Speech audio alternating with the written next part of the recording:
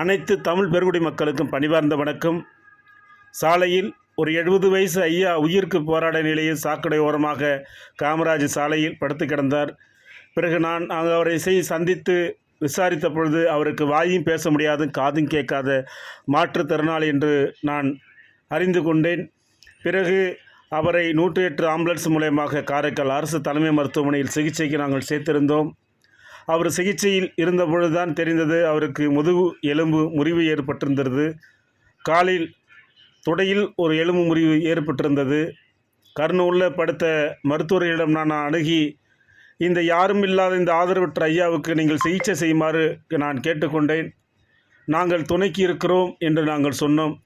உடனடியாக காரைக்கால் அரசு தலைமை மருத்துவமனையில் ஆர்எம்ஓ சார் அவர்கள் நாங்கள் சிகிச்சை செய்ய உத்தரவிடுமாறு சொன்னார்கள். அதன்படி அந்த ஐயாவுக்கு 2 அறுவை சிகிச்சையும் வெற்றிகரமாக செய்யப்பட்டு அந்த ஐயா காரைக்கால் அரசு தலைமை மருத்துவமனையில் 1 மாதத்துக்கு மேலாக ஓய்வில் இருந்தார்.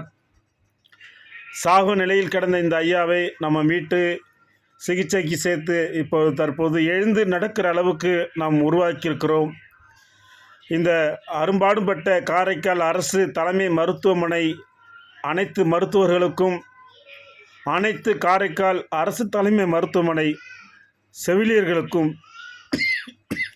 எனது நெஞ்சார்ந்த நன்றி நன்றி நன்றி.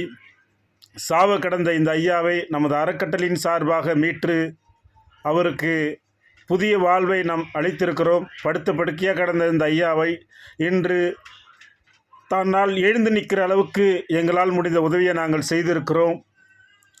இதுக்காக அரும்பாடுபட்ட நமக்கு உதவி செய்த அத்தனை நல்ல உள்ளங்களுக்கும், காரைக்கால் அரசு தலைமை மருத்துவமனை மருத்துவர்களுக்கும் செவிலியர்களுக்கும், காரைக்கால் விஜய அம்மா உதவுங்கரங்கள் அறக்கட்டளையின் சார்பாக நெஞ்சார்ந்த நன்றி நன்றி நன்றி நன்றி நன்றி.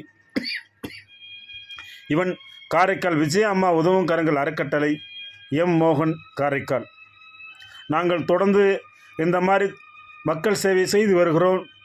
எங்களுக்கு தொடர்ந்து சப்போர்ட் பண்ணுங்கள், ஆதரவு கொடுங்க. உங்களுடைய சப்போர்ட் இல்லாமல் தொடர்ந்து எங்களால் இந்த சேவையை தொடர்ந்து செய்ய முடியாது.